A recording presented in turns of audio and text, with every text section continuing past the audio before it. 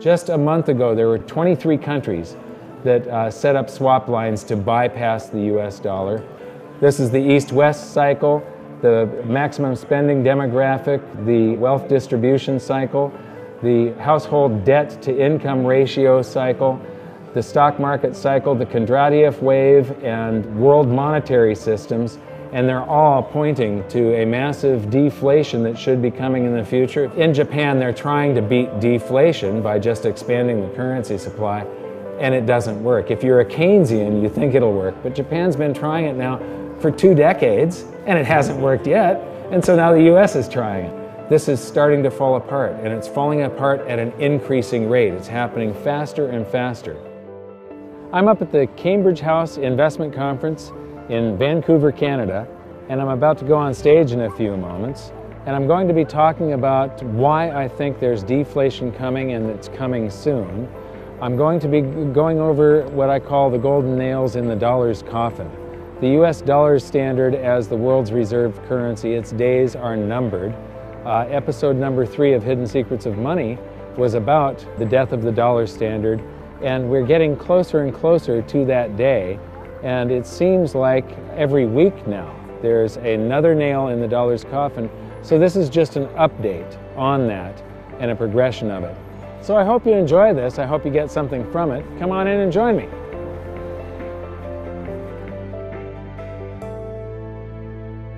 So now we're going to get to the main presentation here.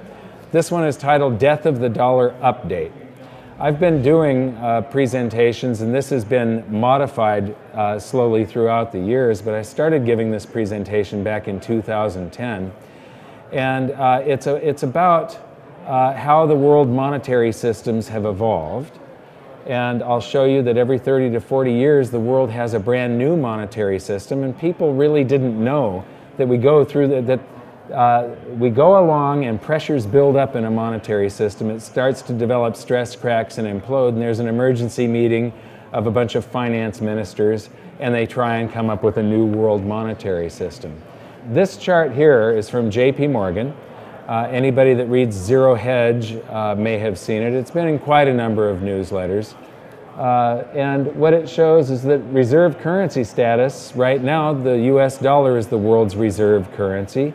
All countries hold some US dollars to settle international trade. That it's a temporary thing. All reserve currency status eventually ends.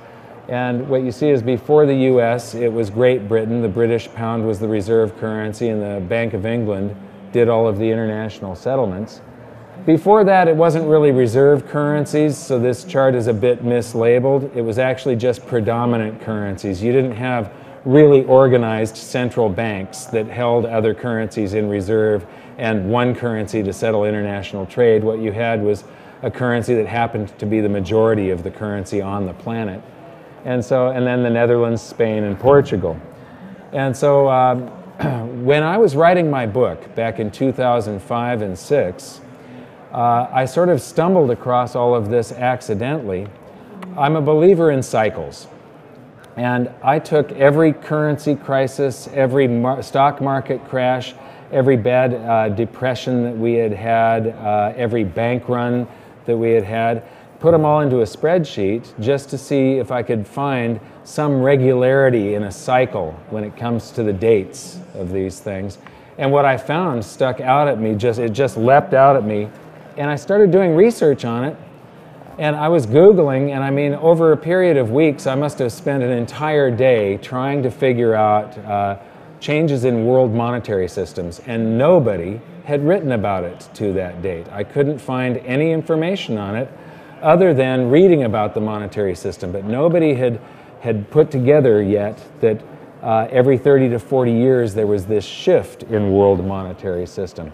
So these are the world monetary systems. Before World War I, we had the classical gold standard, where a country would issue a gold note that was fully redeemable in an amount of gold, and if there was $20 in circulation in the US that said it was redeemable in gold, there was a $20 gold piece at the Treasury.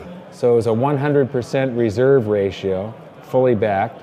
And then along comes World War I, and countries lit up the printing presses, went off of the classical gold standard, and between the wars, they patched together something called the gold exchange standard. And when the Federal Reserve was established, they made it legal to commit fraud and lie. And they could put $50 of gold notes in circulation, promising to pay gold for every $20 gold piece in the vault. It was a 40% reserve ratio. And the international settlement was done with a combination. Before World War I, it was British pounds. After World War I, the world's central banks could hold British pounds, US dollars, British bonds, or US bonds as reserves, so it was a mixture. And it was a very poorly designed system, and it started to implode during the latter half of the Great Depression and then fully imploded during World War II. So in 1944, a bunch of the finance ministers from around the world got together, and economists at Bretton Woods, New Hampshire, and came up with something called the Bretton Woods system. During both wars, the US had loaned currency to all of the combatant nations to help them rebuild, and loaned currency to the Allies during the war to help fund the war. And so the world was sort of flooded with US dollars. So it was decided that at Bretton Woods, New Hampshire, that all the world's currencies would be backed by US dollars, and the US dollar would be convertible into gold to foreign central banks only at $35 per ounce. So this is a completely different system than the previous one, which was completely different than the one before that. And so any foreign central bank could go to the New York Fed and turn in $35 and get an ounce of gold back. And then the problem with that is that those countries actually did that. They came and cashed in their dollars. And when they cashed in their dollars, it meant gold was leaving the vaults of the US. And from 59 to 71, the US lost 50% of its gold. And the redemptions were increasing, not decreasing. And we were going to run out of gold, but we had printed tons of dollars. We only had about $1 worth of gold for every $8 worth of claim checks on gold, the base money that foreign central banks were holding that was outstanding. And so Nixon was forced to end the Bretton Woods system where the dollar was pegged to gold on August 15th of 71. But when he did that, he unwittingly unpegged all currencies. All currencies were pegged to gold and backed by gold, but through the US dollar. So when he severed that tie, it wasn't just the dollar becoming a fiat currency on August 15th of 71, it was the entire planet's currency supply. Every country on the planet was suddenly unpegged from gold. And the reason that we went on the US dollar standard globally is a complete accident. It wasn't, they did have something called the Washington Accord. There were meetings to try and create a new monetary system, but the new monetary system had already happened. It was a default. All the world had been flooded with dollars because of the wars and then the Bretton Woods system. And when they stopped the redemption rights, we just went on floating exchange rates, and we ended up with the US dollar standard. And it is the most poorly designed of all these currency systems. However, there is the reason that it's lasted for 43 years is because there's nothing waiting in the wings to take its place. The world being flooded with dollars meant that the dollar standard was sort of waiting in the wings when Bretton Woods imploded. But the result is that classical gold standard 30 to 40 years, the gold exchange standard 30 years, Bretton Woods 28 years, the US dollar standard 43 years plus, and there's something coming. And now we're going to get into what I call the nails of the coffin for the US dollar standard. But first, what is the US dollar standard? Well, if Canada wants to buy Chinese cars, you don't pay for them with Canadian dollars to China because nobody in China can use the Canadian dollars. They can't pay another business or get on the bus and pay in Canadian dollars. They've got to do it in yuan.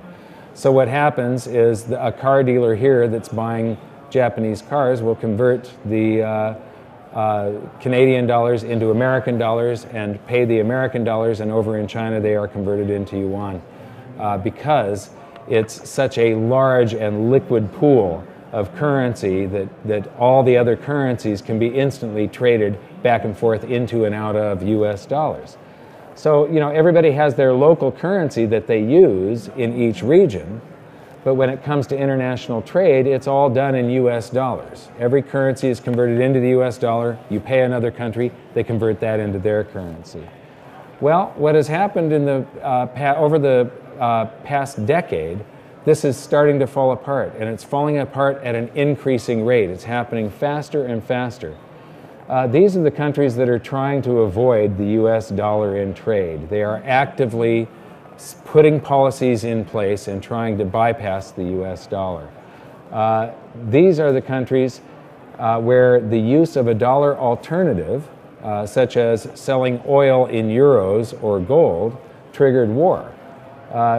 The countries with the boxing gloves, gold has been introduced as a competing currency. Utah made gold a legal tender money in the state of Utah. And then the countries with the up arrows are the countries that are actively accumulating gold. Central banks are big buyers of gold these days. The airplanes are repatriation of gold. Venezuela got their gold back from the Bank of England. Germany is getting their gold back from the New York Fed, but the New York Fed doesn't have it. It's going to take 7 years to get it back. And then the question marks are probably future gold repatriations. It's citizens demanding of their government that their government repatriate their gold from the New York Fed or the Bank of England, the old entities that used to do the international settlement under those previous monetary systems. So this is the timeline of the nails in the coffin for the US dollar standard, and I believe that because there's no other system waiting in the wings to just sort of take over, that this is going to be very chaotic and very painful for most people. In 1971, August 15th, Nixon removed the gold backing and all the world's currencies became fiat floating currencies. And then there was this nice calm before the storm and everything worked just fine. And that's the way it was in all the previous monetary systems. They worked fine for a while, and then pressures build up, disequilibria happens, and stress cracks start to develop, and then it starts to implode. And so that happened until Saddam Hussein started selling oil in euros. Well, we know how that worked out for him. Then along comes the 2008 crisis. Then Iran ends oil sales in dollars. We have quantitative easing too, and add another $600 billion to the currency supply in the base money in the United States. Then Muammar Gaddafi announces that he planned to sell oil in other currencies like the euro and gold, and we know how that worked out for him. China and Russia bypassed the dollar. Chinese president says dollar reserves are a product of the past. Utah recognizes silver and gold as money. China and Iran bypass the dollar. Venezuela repatriates their gold. China and Japan allow currency swaps. India and Japan bypass the dollar. Russia and Iran trade directly. Iran sells India oil for rupees and commodities. China and Brazil trade directly. African countries ban the dollar. Now, for a while in Zambia, you could go to jail for using US dollars. There were a number of countries that were trying to get off of the, there's countries around the world that are very dollarized. For instance, in South America, there are countries where most of the currency supply is US dollars. They don't use much of their own national currency. I've spoken in Peru, and there it's about a 50-50 mix, and every cab driver, every grocery store, they all take either currency, it doesn't matter, and they know what the exchange rate is, and they're used to it.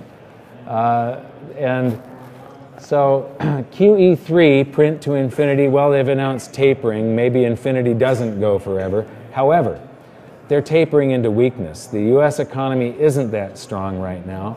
This is a bad time to taper. It would have been better to taper last year. So they're tapering into weakness, so we'll see how this works out for them, but I don't think it's going to work out that well. Iran trades energy for gold. Germany increases the rate of its repatriation of gold from the Federal Reserve from 150 to 300 metric tons. And all of these nails are falling on the dates in this timeline, and you can see how there's more and more and more of them closer and closer together. They're speeding up. Japan increases their... Have you heard of Abenomics? How many people have heard of Abenomics? Okay. Well, in Japan, they're trying to beat deflation by just expanding the currency supply, and it doesn't work. If you're a Keynesian, you think it'll work, but Japan's been trying it now for 2 decades, and it hasn't worked yet, and so now the US is trying it. And every country on the planet is printing to beat hell. China considers gold, not the dollar, as a yuan reference. So right now, internationally, you know, when you're trading yuan, it's always priced in dollars. They're considering trying to peg it to gold somehow. China agrees to a $45 billion swap line with the ECB, the European Central Bank. Well, that means that when Europe buys Japanese cars, they now pay in euros. They don't pay in dollars. So the dollar is no longer required. More than half of all the world's currency is US dollars. More than half of those dollars reside outside the United States. They're sloshing around the planet in this international trade, and now countries are skipping the US dollar, so it isn't as necessary. So all those dollars will eventually come back home to the US, and that's when the US will see a big inflation. We saw a huge inflation of real estate back in the late 80s as Japan, with their big stock market bubble, came to the United States and bought up all of the prime real estate like Rockefeller Center and most of downtown Los Angeles. An enormous inflation in real estate. We're going to be seeing the same thing as all of these dollars that are used in international trade come home because they no longer need them around the rest of the world. Korea signed a deal with Indonesia for a currency swap agreement worth $10 billion. Australia does a currency swap deal with Korea and opens up a trading exchange for Chinese yuan. New Zealand does a currency deal with China. Just a month ago, there were 23 countries that set up swap lines to bypass the US dollar. I believe it was last week or the week before, Russia, China, and Iran decided to drop the dollar in bilateral trade. So these countries no longer have to settle in US dollars when they're settling between them. And while they were discussing that deal, they set up a meeting where China and Russia signed 30 agreements, and one of them is a $400 billion gas deal, and in all of these agreements, the US dollar is no longer required. And now, today, China and Japan launched that direct yen-yuan trading exchange. That happens today. And now, the US government is getting in on the act of hammering golden nails in the dollar's coffin. The Foreign Account Tax Compliance Act goes into effect. As a Canadian, you can move anywhere in the world, and if you open a business in Peru or in Japan or somewhere in Europe, you pay tax on your residency. You're not going to pay tax to Canada. You pay tax in the country you live in. You can go to Singapore, where tax rates are much lower. Open a business there, or if you're retired, draw out, and you're going to pay Singapore taxes. The US is one of 2 countries on the planet, the United States and Eritrea, this microscopic country in Africa that's very poor and has no technology to track its own citizens. And the US, they're the only 2 countries on the planet that tax us by our citizenship. So if I move to Singapore, I pay Singapore taxes, and then I file a return with the US government, and I get to deduct my Singapore taxes and pay the difference to the US. The US has this leash on its citizens that's like an invisible Berlin Wall. We call it the land of the free, but I don't think it's quite as free as it once was. This Foreign Account Tax Compliance Act means, and there's 30 countries around the planet that have agreed to this, it means that banks around the world have to inform the US government and the IRS about their account holdings of all American citizens. So this is a big burden, this compliance with the US government and reporting. that banks don't want to have. And the result is that very few banks on the planet now want to deal with US citizens. So if a US citizen can't go and open up a business in Singapore and a bank account to be able to operate that business with, that means that there's going to be less use for US dollars in the future abroad. And so it's just one more nail in the coffin of the US dollar standard. US citizens are being tracked all over the world, and our government is intent on squeezing its taxes out of them. It's a few days later now, and I thought that this was so important that I should stop the video right here and elaborate on it a little bit. On July 1st, 2014, all foreign banks and financial institutions are supposed to start reporting all Americans with accounts of more than $50,000 to the IRS. Now, the foreign banks don't want to do this, but the IRS and the U.S. Treasury are forcing them to do it by threatening to freeze them out of the United States financial markets if they don't comply. And so far, 77,000 banks have signed on. You might have heard that this has been postponed until 2016, but actually it's just that the IRS and the U.S. Treasury have given a 2-year grace period to foreign financial institutions that fail to comply with this new rule before they beat them into submission. So this is something that is happening. It goes into effect July 1st, 2014. So I believe that this is actually the greatest opportunity in history, though. There's a convergence happening right now.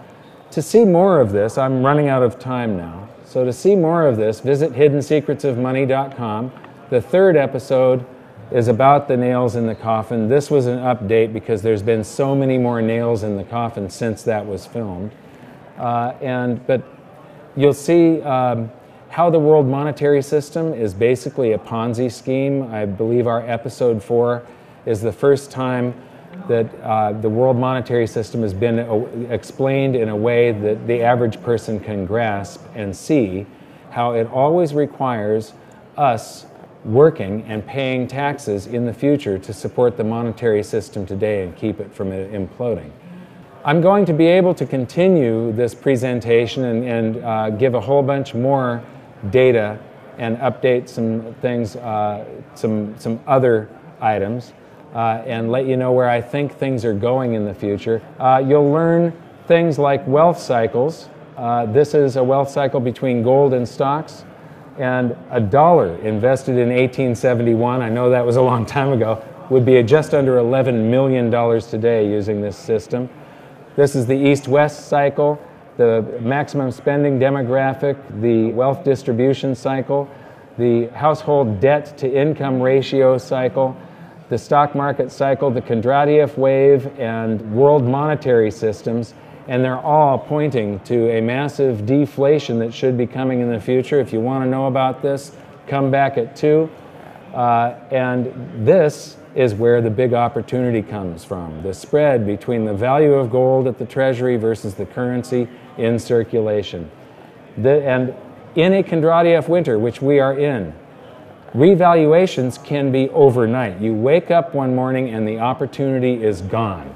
This is the Russian ruble, and you'll learn more about that and our own, in the United States, the currency devaluation that happened in 1933 at 2 p.m. here. Thank you very much. And these things are all deflationary events, and the world's central banks are trying to stave them off with currency creation. And it isn't working, no matter what they do. So I really think what you're going to see sometime before the end of this decade is a huge deflationary crash, and then countries will print their way right into hyperinflation, because what will happen is they'll print and nothing will happen. And they'll print and nothing will happen. Because as they print, people are still scared and they'll save that currency and they won't spend it. And they keep on printing, and in my book I wrote that like the U.S. government could do helicopter drops. They could refund all the tax that you've ever paid in your entire lifetime. Eventually, there will come a time where people say, you know what?